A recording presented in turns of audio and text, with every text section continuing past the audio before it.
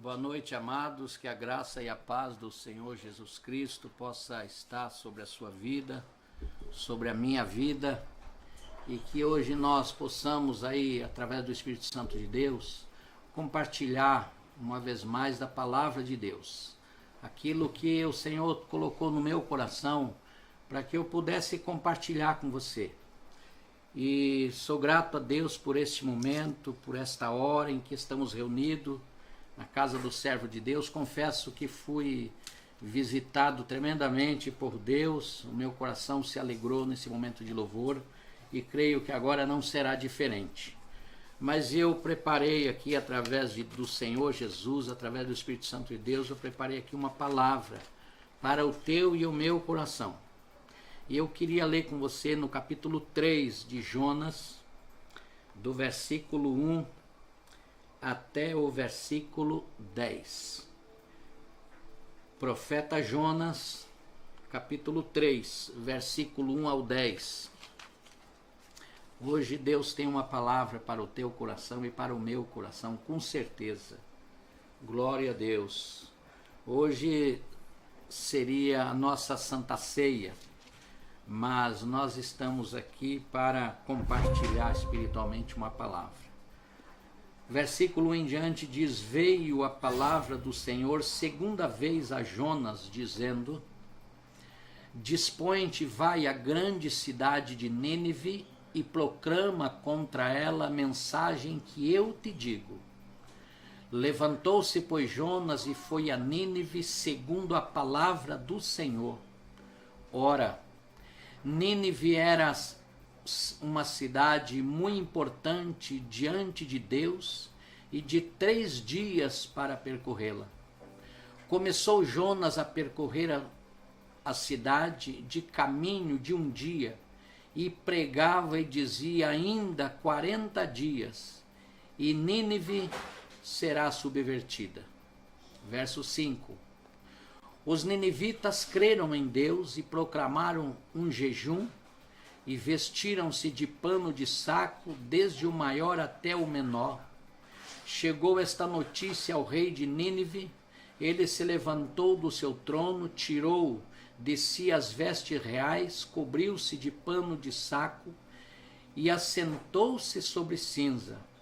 E fez-se proclamar e divulgar em Nínive por mandado do rei e seus grandes: nem homem, nem animais, nem boi, nem ovelha, porém coisa alguma, nem os levem ao pasto, nem bebam água, mas sejam cobertos de pano e de saco, tanto homens como os animais, e clamarão fortemente a Deus, e se converterão cada um do seu mau caminho e da violência que há nas suas mãos. Verso 9.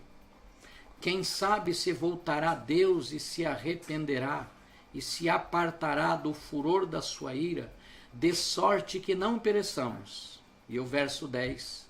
Viu Deus o que fizeram, como se converteram do seu mau caminho, e Deus se arrependeu do mal que tinha dito lhes faria, e não o fez. Gostaria de orar com você. Senhor nosso Deus, nosso amado Pai, aqui está a tua palavra que acabamos de ler nesta noite. Palavra esta, papai, que a tua palavra diz que veio a sua palavra segunda vez a Jonas, o servo do Senhor, para que conclamasse a palavra de arrependimento sobre aquela cidade de Nínive. E, Senhor, eu creio que não estou aqui sozinho, mas muitas pessoas do outro lado estão nos ouvindo nesta hora. E esta é uma forma, meu Pai, que o Senhor, através do teu Santo Espírito, pode entrar nos lares, nas famílias, nas casas, aonde estiverem famílias reunidas. O poder desta palavra, Senhor, como não volta vazia, mas ela faz, antes de voltar para ti, ela fica o poder na terra e faz aquilo que lhe apraz. Senhor, nós convidamos o Espírito Santo de Deus a falar conosco, a nos dar entendimento e revelação da tua palavra nesta hora, pois nós oramos para que cada um de nós possa ser aberto os olhos do nosso entendimento e assim nós possamos glorificar a Deus em cima nos céus e embaixo na terra, em nome de Jesus. Amém, Senhor. Louvado seja Deus. Amém, amados. Estamos aqui para falar um pouquinho da palavra de Deus e eu queria falar sobre 3 características muito importantes neste capítulo 3 do profeta Jonas. E a primeira característica é que a rebeldia humana não pode frustrar o plano de Deus. Deus tinha um plano sobre aquela cidade de Nínive. Nínive era uma das cidades mais antigas. Foi construída por um rei, bisneto de Noé, chamado Nimrod. E era uma cidade muito importante, né? Muito querida daquele povo, muito antiga, os seus ancestrais, né? E era muito falada. E era um lugar onde a malícia, o pecado chegou diante de Deus. Mas essa primeira característica é que a rebeldia humana não pode frustrar o plano de Deus. E Deus tinha um plano para aquela cidade. Segundo, que a graça de Deus é sempre maior que o pecado. E às vezes a gente vê situações de pecado, pensa que já está condenado, pensa que não tem mais jeito, pensa que o caminho daquela condenação é o inferno, mas Deus não vê desta forma, Deus não olha desta forma. E interessante que Deus é capaz de ter compaixão dos objetos da sua ira. O coração de Jonas não estava no mesmo passo que o coração de Deus. Uma outra característica é que Jonas pregou sem misericórdia. Jonas anuncia o juízo sem derramar uma gota de lágrima. Na verdade, ele queria a condenação e não a salvação. E um terceiro lugar é que Deus, eu queria falar o Deus da segunda chance. Terceira característica, eu gostaria de falar o Deus da segunda chance. É que quando Jonas pregou, ele não ofereceu nenhuma chance aos ninivitas, mas Deus tratou com ele diferente. Na verdade, agora, quem vai para as profundezas do mar não é Jonas, mas é o seu pecado. A Bíblia fala em Miqueias 7,19 que Deus pegou todos os nossos pecados através do nosso arrependimento e lançou nas profundezas do mar e jamais se lembrará dela.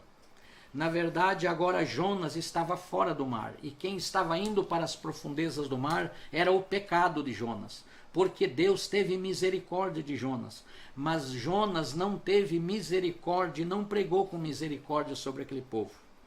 E eu observo a segunda chance de Deus para o filho pródigo. Deus deu uma segunda chance para aquele jovem. A segunda chance para Jacó, Deus deu uma segunda chance para Jacó. A segunda chance para Moisés, Deus revelou a segunda chance para Moisés. Eu observo que a segunda chance para Davi, nós observamos que Deus lá estava com a segunda chance na vida de Davi quando ele pecou. A segunda chance para Abraão, segunda chance para Pedro, quando Pedro negou Jesus, ele teve a sua segunda chance. A segunda chance para João Marcos, quando abandonou Paulo e Barnabé e voltou para Jerusalém. Deus sempre tem uma segunda chance. E é esse Deus da segunda chance que eu gostaria de compartilhar nesta noite. O Deus de Abraão, o Deus de Isaac, o Deus de Jacó. O Deus que aparece a Jonas e fala com ele. Veio a palavra, veja o verso 1 que diz assim: veio a palavra do Senhor segunda vez a Jonas. Observe que a primeira vez Deus deu uma oportunidade a Jonas, ele se desviou, ele fugiu para Tarsis, desceu para Jope, pagou uma passagem, entrou no navio, desceu para o porão, dormiu, e Deus deu a segunda chance quando Jonas se arrependeu no ventre do grande peixe. E a Bíblia fala que a segunda vez veio a palavra de Deus a Jonas. Olha o Deus da segunda chance, querido. E às vezes nós vemos aí um mundo totalmente contaminado com este vírus, com esta praga destruindo. E quantas pessoas estão achando que o mundo, todo o mundo inteiro já está perdido, está destruído, que Deus está derramando vingança, que Deus vai vingar, que Deus vai matar, que Deus vai mandar para as trevas. Mas e o Deus da segunda chance? Aonde está o Deus revelado através da graça de Deus na pessoa de Jesus Cristo? Oh, louvado seja Deus! Veio a palavra do Senhor a Jonas a segunda vez. É muito interessante isso. É interessante que Jonas tinha que pregar o que Deus mandou, não o que ele queria pregar. Porque ele chega lá, você observa que ele disse assim, Jonas foi muito curto e grosso. Jonas, ele disse, dentro de 40 dias esta cidade vai afundar, vai se submergir. Ele não usou nenhum senso de misericórdia, ele não usou graça, ele pregou o juízo de Deus, mas se esquecendo que agora há pouco o Deus da segunda chance tinha dado uma segunda chance a ele. Na verdade, Jonas, ele não poderia ser o dono da mensagem. Jonas tinha que ser servo da mensagem.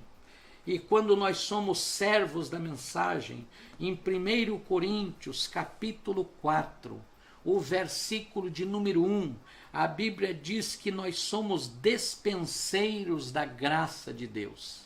Sabe, queridos, o que eu entendo que significa dispenseiro, despenseiros da graça de Deus? Se nós traduzir no português, é a palavra garçom. Você observa que o garçom, o papel do garçom lá no restaurante, ele pega, recebe a comida e leva para quem tem fome. Ele não tem outra função a não ser dispenseiro, garçom. É receber um prato e devolver a quem está precisando, a quem está pedindo. E quando o servo de Deus, quando o profeta do Senhor, ele ouve a palavra de Deus e ele prega sobre a palavra, ele está sendo dispenseiro de Deus. Ele não está sendo um juiz de Deus na terra, não, ele está recebendo a palavra, ele é o dispenseiro, ele é o garçom, ele recebe o prato celestial e ele devolve a quem está precisando ouvir e a quem está precisando se alimentar espiritualmente, porque nós entendemos que Deus ainda tem misericórdia, porque a Bíblia diz que as misericórdias do Senhor são a causa de nós não sermos consumidos da tua presença. Oh, glória a Deus! Jonas tinha saído do juízo de Deus e tinha recebido a segunda chance e pregou o juízo sem compaixão e sem misericórdia. O profeta sem a graça só profetiza o juízo. Deus ama a cidade apesar de suas transgressões. Saiba disso, meu amado, que Deus ama todas as nações apesar de suas transgressões. Sempre Deus tem uma porta de escape. A Bíblia diz que o inimigo ele vem por um caminho, mas por 7 caminhos fugirão da tua presença. Jonas pregou o juízo e a condenação, esqueceu que Deus tinha acabado de ter compaixão dele. João Batista disse: arrependei-vos. Olha, João Batista estava sendo o garçom de Deus, estava sendo o profeta na graça, estava sendo obediente, estava só levando a palavra. Arrependei-vos, disse João Batista. 2 Samuel capítulo 12, versículo 13, fala quando Natã foi a Davi falar do seu pecado. O profeta Natã era servo da mensagem, como João Batista era servo da mensagem, e não dono da mensagem. Isaías era servo da mensagem. Você observa lá o livro de Isaías, ele sempre foi servo da mensagem, porque ele estava obedecendo àquele que enviou. Versículo 10 de Jonas, capítulo 3. O arrependimento de Deus, preste atenção, amado, eu gostaria que você prestasse bem atenção nessa palavra, porque aqui está escrito que Deus se arrependeu. Então é interessante que você preste atenção. Como que nós podemos explicar esta palavra, Deus se arrependeu? O arrependimento de Deus é diferente do arrependimento do homem. Para nós, para mim, para você. Arrependimento é quando pecamos, fazemos coisas erradas. O arrependimento é mudanças de atitude. Deus não peca, Deus não erra. Deus, quando diz que Deus se arrependeu, é o mesmo que Deus me perdoou. Amém? Eu não vou repetir. Quando diz que Deus se arrependeu, é o mesmo que Deus me perdoou, através do meu arrependimento. No hebraico, esta palavra significa antropopatia, que significa atribuímos a Deus sentimentos humanos. Quando eu atribuo a Deus o sentimento humano, quando eu estou confessando os meus pecados, entra uma palavra hebraica chamada antropopatia, que significa atribuirmos a Deus os nossos sentimentos humanos. E como que alguém faz coisas erradas, é a mesma coisa. Quando alguém faz coisas erradas e deixa de fazer, você está atribuindo a Deus seus sentimentos humanos. Deuteronômio capítulo 28, existe bênção e maldição. Quando eu obedeço a Deus, as bênçãos do Senhor me alcançarão. Quando eu desobedeço ao meu Senhor, eu entro em desobediência ao meu Senhor, certamente eu sofro consequências por aquele ato. O pecado de Nínive trouxe as consequências de afundar a cidade, preste atenção. O povo se arrependeu, as consequências foram tiradas, porque com Deus é assim. Onde chega choro pelo pecado, se ouve júbilo de perdão. Preste bem atenção, com Deus funciona desta maneira. Aleluia. Onde chega choro pelo pecado, se ouve júbilo de perdão. É desta forma que Deus age, querido. Então entra a palavra, se arrependeu. Entra a palavra o quê? Antropopatia. Que Nínive atribuiu, através do arrependimento, o seu sentimento a Deus. Então a culpa de Nínive foi retirado, para que no português nós entenda, é como que se Deus se arrependeu. Na verdade, quem jejuou, quem vestiu pano de saco e cinza, quem amordaçou os animais, quem as mulheres, os homens, ninguém jejuou, ninguém comeu nem bebeu em Nínive. Foi Deus que fez isso ou foi o povo? Certamente foi o povo. E por que está escrito Deus se arrependeu? Na verdade, quem se arrependeu foi Nínive e não Deus. Mas para que eu e você entenda no português, entra esta palavra antropopatia, ou seja, o mal que estava previsto na cidade de Nínive, a Bíblia diz que foi retirado. A confissão do pecado daquele povo foi retirado, Deus perdoou. Então eles passaram a receber a graça de Deus. Glória a Deus. Nínive se arrependeu, Deus surpreendeu o castigo e deu misericórdia, glorificado seja Deus. E Nínive, na verdade, foi abençoada, foi salva por Deus. Nínive atribuiu a Deus seus sentimentos de culpa e receberam a graça, o perdão e a misericórdia. Você observa, meu amado, que nós estamos nos últimos tempos na terra. A Bíblia fala que aquele que perseverar até o fim, esse será salvo. Em Romanos, a Bíblia fala, no capítulo 9, a Bíblia diz que todo aquele que invocar o nome do Senhor será salvo. Sabe o que eu penso, amado?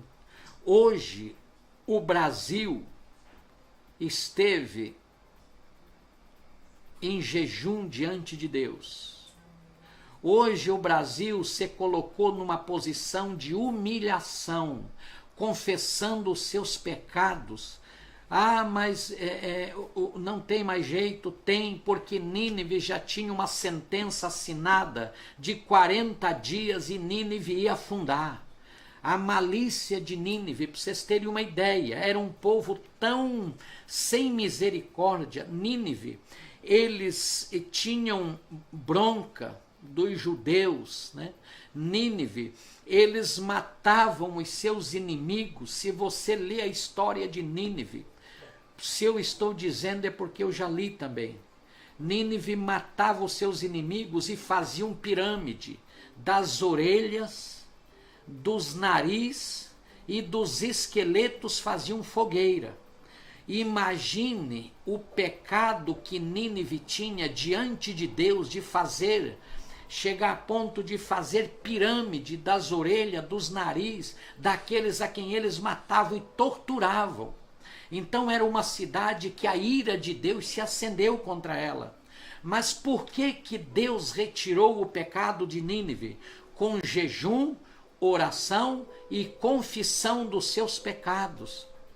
E a Bíblia diz então, amado, que se este povo que se chama pelo meu nome, aleluia, jejuar, buscar a minha face, orar, se converter dos seus maus caminhos, então eu ouvirei dos céus, perdoarei os seus pecados e sararei a sua terra.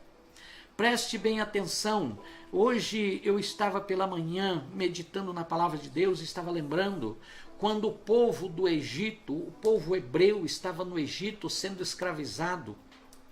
No capítulo 3 de Êxodo, quando Deus aparece numa chama de fogo a Moisés, no monte, quando Moisés pastoreava o rebanho do seu sogro Jetro. A Bíblia diz bem assim que Deus aparece a Moisés numa chama de fogo e disse assim: Moisés, tenho visto a opressão do meu povo no Egito, e o seu clamor chegou até mim, e eu desci para tirá-los de lá.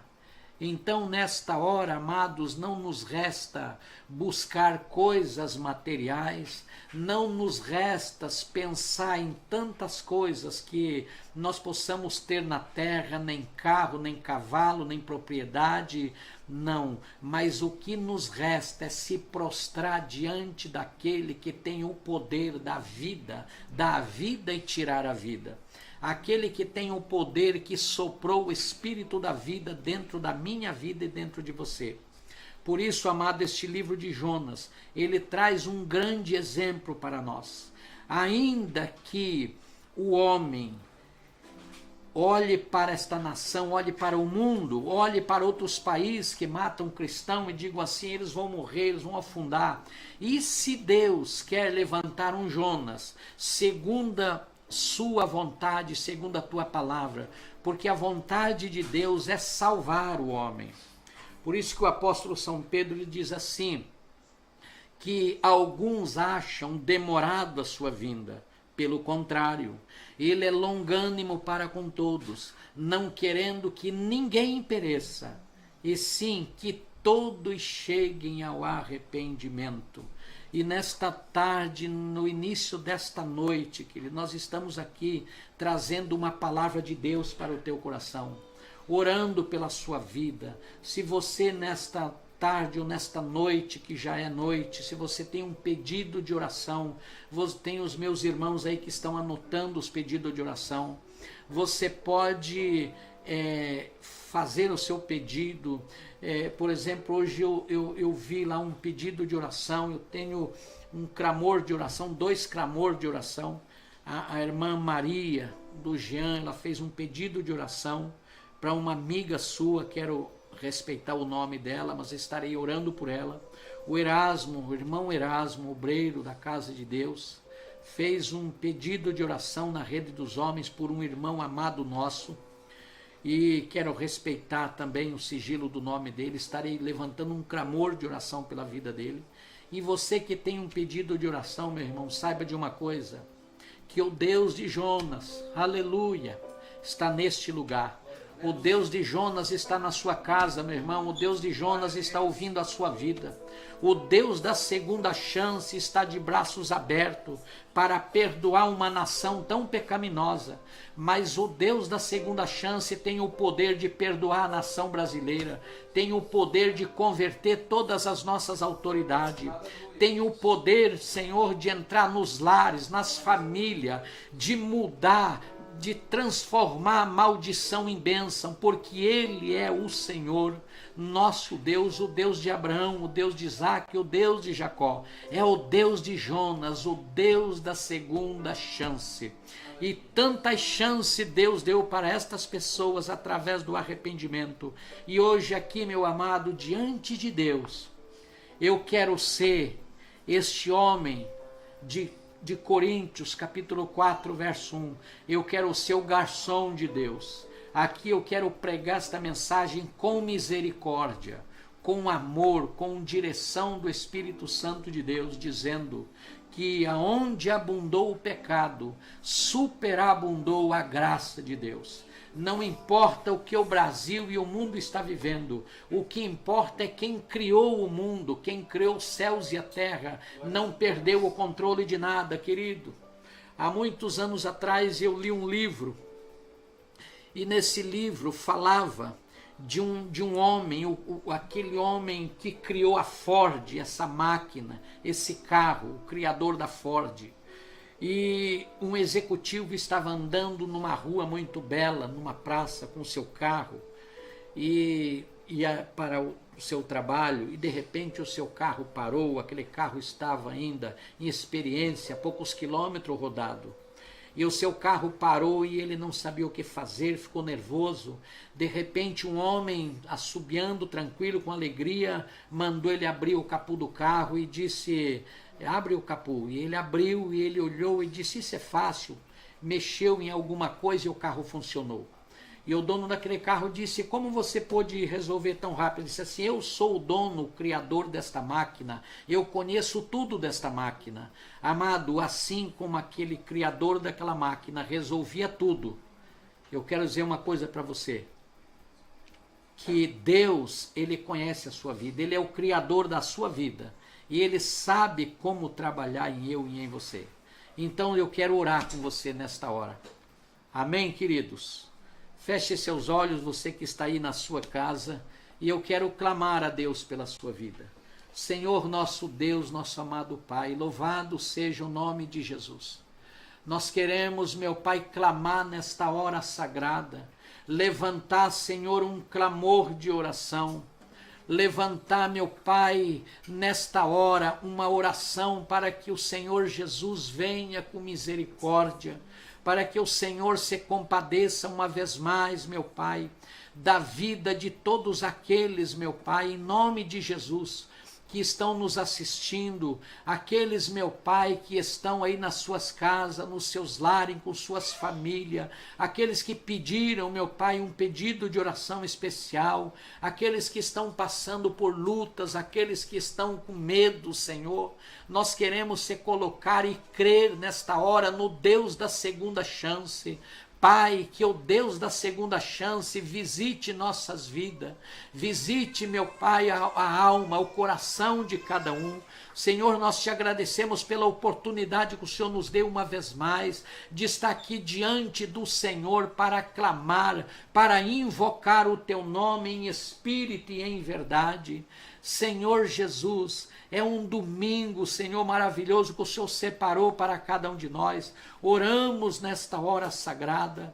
Senhor Jesus, ainda, meu Pai, que nós estamos em família, em lares, clamando nos lares uns aos outros, mas a igreja do Senhor Jesus, ela não para, porque o Deus da segunda chance tem nos levantado como intercessor, como mensageiros da palavra de Deus, como aqueles garçom do poder do Espírito Santo, para levar o teu evangelho até onde o Senhor quer que nos leve. Em nome de Jesus, nós oramos e agradecemos a Deus. Amém, Senhor. Em nome de Jesus. Glória a Jesus. Glória a Deus. Quero estar orando aqui por algumas pessoas aqui, uns pedidos de oração que temos. E nós vamos clamar a Deus. Oh, louvado seja o nome de Jesus. A Tainá está completando mais um ano de existência. O Adelso, que já passou, né? Que vai chegar dia 11. E a Esmirna, né? Que já passou. Estaremos orando por vocês. Pela prima da Fernanda, Natália, é isso? Thalita, oração. Pelo Eric, a filha da Maria Neves Martins e Guilherme. Acho que é Tony, é isso? Vó Antônio e vô Joaquim. São vós da Giane, da nossa irmã Giane. Nós estaremos orando. Quero orar pelo meu irmão,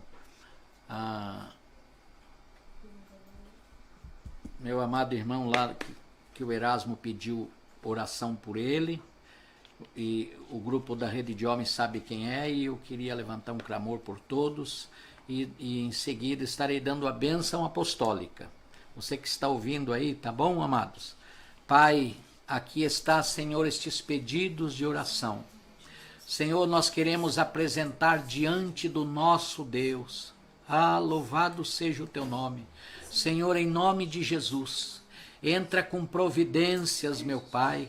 Senhor, cada uma destas pessoas que fizeram seus pedidos de oração, é porque certamente eles creem, Senhor, no Deus da segunda chance. E neste momento, o Deus da segunda chance, que é o Deus de Abraão, o Deus de Isaac, o Deus de Jacó, o Deus de Jonas, o Deus que salvou Nínive, aleluia, é o mesmo Deus que nos ouve nesta hora sagrada, o Criador dos céus e da terra, que tem todo o poder, papai, Senhor, e a tua palavra, ela é fiel e verdadeira. Quando ela diz: pedi e dar-se-vos-á, buscai e acharei, batei e abrir-se-lhe-á. É baseado nesta palavra que nós estamos orando por cada um dos teus filhos aqui, orando pelos aniversariantes, o Adelson, Senhor, que vai completar aí mais um ano de existência diante de ti. Que a bênção do Senhor seja sobre o teu servo, Senhor, sobre a Esmirna, que já completou anos também, que a bênção recaia sobre a tua serva, sobre a Tainá, meu Pai, que a bênção do Senhor seja sobre a tua filha, Senhor, sobre os teus filhos, que esta data, por muitos e muitos anos, ela venha se repetir diante de ti, na unção do teu Espírito Santo, meu Pai. E te agradecemos por aqueles, meu Pai, cada um dos teus filhos que puderam assistir esta palavra, os louvores, cultuar juntamente conosco. Senhor, aqueles que estão longe daqui, mas que estavam ligados aí, Senhor, as minhas filhas no interior, meu filho em São Bernardo, pastor Altemir, sua esposa, sua filhinha, a Carol, papai, minha sobrinha lá de Santo André, Senhor, também estavam ali ligados conosco. Que a bênção do Senhor alcance todos os teus filhos que estiveram ligados neste culto de louvor e adoração a Deus, pois esta é a nossa oração em nome de Jesus. Ora, aquele que é poderoso para vos guardar de tropeçar, de vos apresentar irrepreensíveis e com alegria perante a sua glória, a único Deus e Salvador nosso, pois Jesus Cristo nosso Senhor, seja honra, majestade, domínio e poder, antes de todos os séculos, agora e para todo sempre. Que todo o povo de Deus digam amém. Amém, em nome de Jesus. Deus abençoe, querido. Glória a Deus.